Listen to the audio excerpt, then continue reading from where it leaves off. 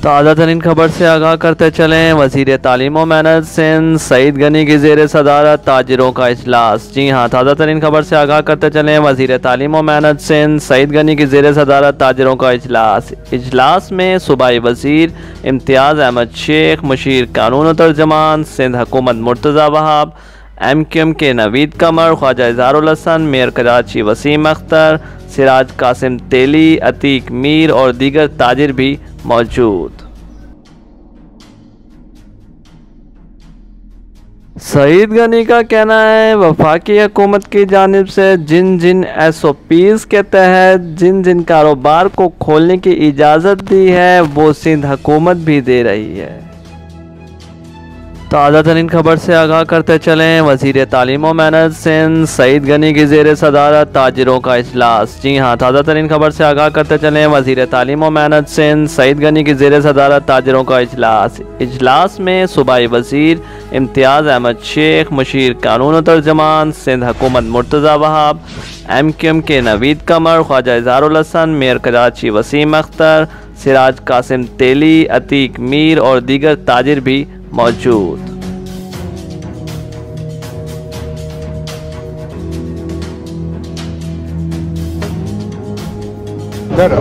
बिस्मिल्लाहिर्रहमानिर्रहीम।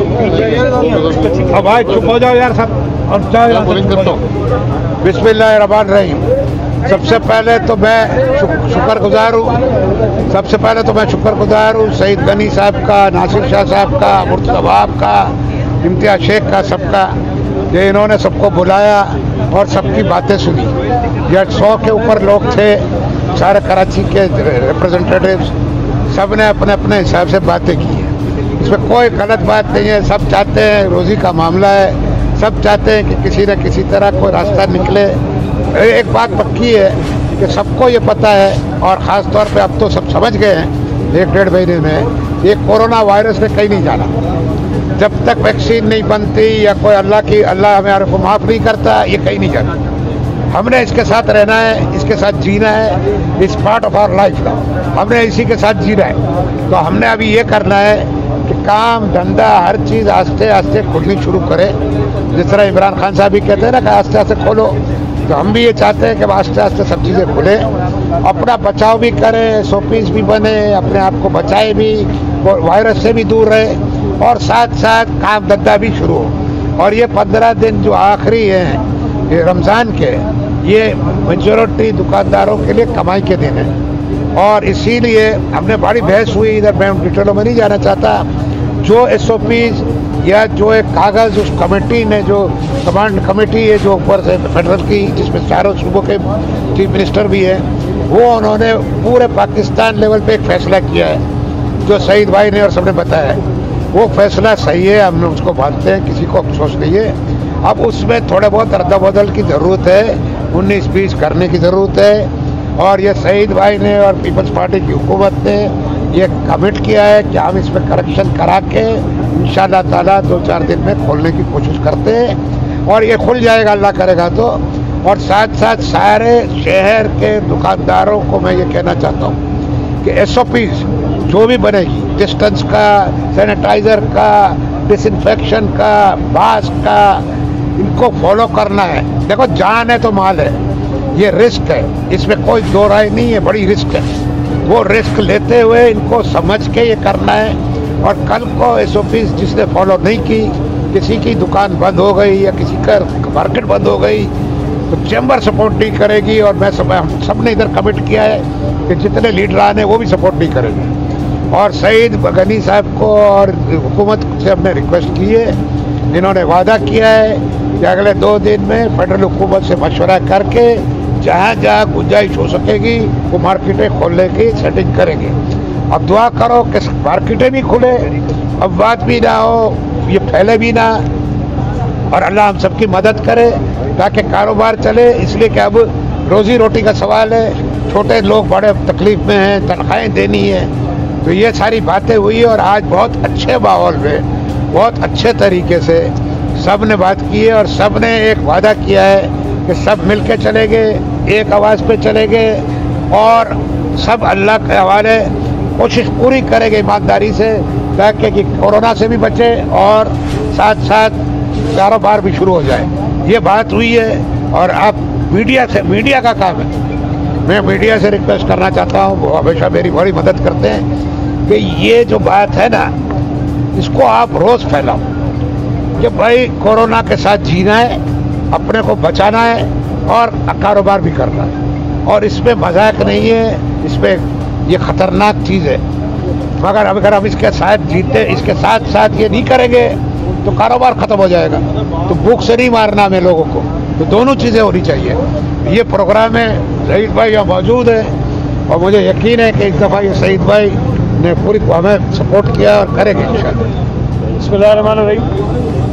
तो मैं शुक्रिया अदा करता हूँ तमाम ताजिर तंजीमों के नुमाइंदों का, सिराज कासिम तेली साहब का ख़ास तौर पे, हमारे MQM के दोस्तों का कि वो आज यहाँ तशरीफ़ लाए और हमने काफ़ी तफसील से बातचीत की और बातचीत हमारी पहले भी होती रही है और हमारी कोशिश थी कि ये मसाइल जो हैं वो हल हों। और हमें इस बात का एहसास है कि इस कोरोना वायरस की वजह से, लॉकडाउन की वजह से तमाम कारोबार मुतासर हुआ है, चाहे वो किसी का अपना छोटा मोटा कारोबार था या कोई कहीं मुलाजमत करता था। कारोबार सबका मुतासर हुआ है, रोज़गार सबका मुतासर हुआ है, मुआशी तौर पे लोग परेशान हुए हैं।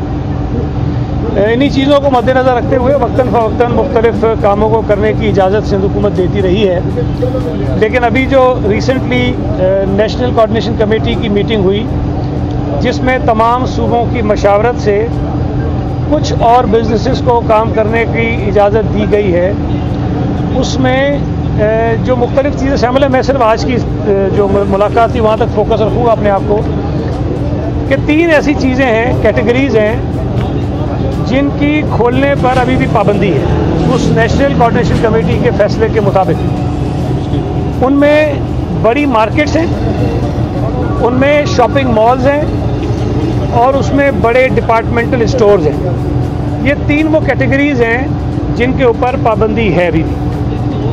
हमने जो आज तय किया है, एक तो वो जो कंस्ट्रक्शन इंडस्ट्री से वाबस्ता जो कारोबार है, जो फ़ेज़ 2 है, चूँकि वज़ीर-ए-आज़म साहब ने जब ऐलान किया था तो कंस्ट्रक्शन इंडस्ट्रीज़ के 3 फेजेस बताए थे उन्होंने। पहले फ़ेज़ का ऐलान पहले कर दिया गया था, जिसके अंदर ये सरिया था, ग्रे स्ट्रक्चर जिसको कहते हैं, सरिया, सीमेंट, बजरी, उनको काम करने की इजाज़त थी। इस मरतबा जो सेकंड फेज़ है उसको इजाज़त दी है, जिसमें बिजली का सामान, जो वायरिंग इस्तेमाल होती है, जो इलेक्ट्रिक के बोर्ड्स इस्तेमाल होते हैं, जो रंग और रोगन का सामान होता है, जो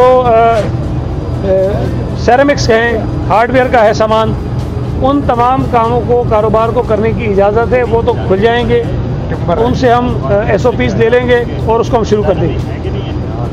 अब ये तय करना कि कौन सी मार्केट्स खुलनी है, कौन सी नहीं खुलनी है, उसके लिए हमने आज ये फ़ैसला किया कि कल हम पूरे सूबा सिंध की और ख़ास तौर पे कराची, चूँकि ज़्यादा मार्केट्स यहाँ पर हैं, उनकी एक फ़हरिस्त हम अपने पास लाएंगे, एक मीटिंग करेंगे कमिश्नर साहब के पास और उन तमाम मार्केट्स की फ़हरिस्त को कैटेगराइज करेंगे कि वो कौन कौन सी मार्केट्स हैं जो बड़ी मार्केट्स की कैटेगरी में आती हैं और वो कौन सी मार्केट्स हैं जो छोटी कैटेगरी में आती हैं या बड़ी कैटेगरी में नहीं आती हैं। तो उन मार्केट्स को जो छोटी कैटेगरी में आती हैं या बड़ी में नहीं आती हैं, उनको हम फिर खोलने की इजाज़त दे देंगे, इसलिए कि वो इस मीटिंग के जो फैसले हैं उसके मुताबिक खुल सकती हैं। जो मुमानियत होगी जिनमें, कल की मीटिंग के बाद भी हम कल ही चीफ मिनिस्टर साहब के सामने वो तमाम जो अपनी सिफारिशात होंगी, जो मीटिंग होगी उसके बाद की, वो उनके सामने रखेंगे और फिर चीफ मिनिस्टर साहब फेडरल गवर्नमेंट को वो भेजेंगे कि ये हमारे मसाइल हैं, हमारे कारोबारी हजरात के, ताजिरों के, और अगली जो आपकी मीटिंग होनी है कोशिश करें कि जल्द करें उसको और जितना जल्द मुमकिन हो सके उस पर कोई फ़ैसला हो, ताकि हमारे जो कारोबार बंद रह जाएंगे कल के बाद भी या पीर के बाद, उनको भी हम फौरी तौर पर खोलने में कामयाब हो सकें।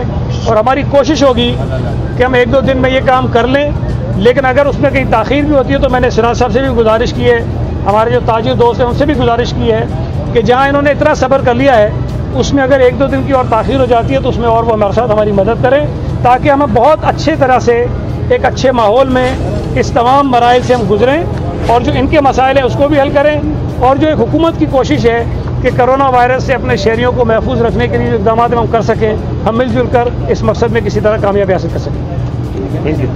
ठीक है जी, बहुत बहुत शुक्रिया बाबा। अच्छा एक जी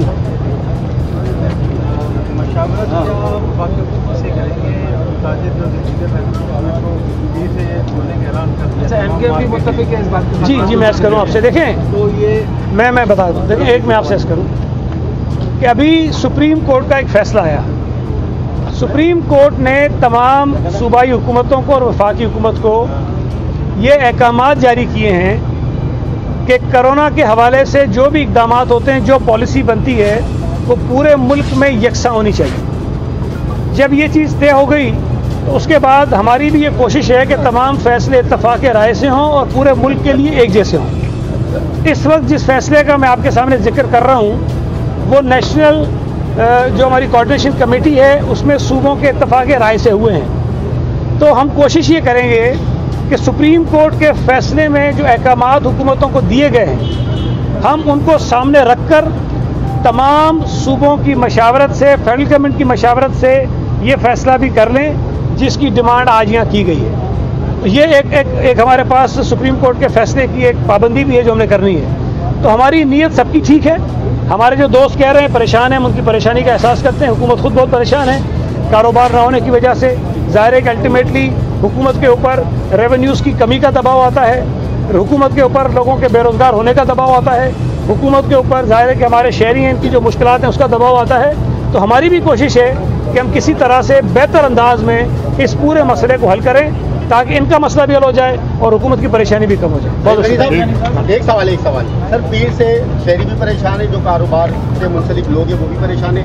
सिर्फ ये बता दीजिएगा कि पीर से जो छोटे दुकानों को खुलने की जाती है, पीर से क्या वो तमाम दुकान खुल जाएंगी? मैंने अभी आपको बताया कि कल हम मीटिंग करके कैटेगराइज कर लेंगे मार्केट्स को, और जो पाबंदी में नहीं आती हैं उन मार्केट्स को खोलने के लिए अहकामात हम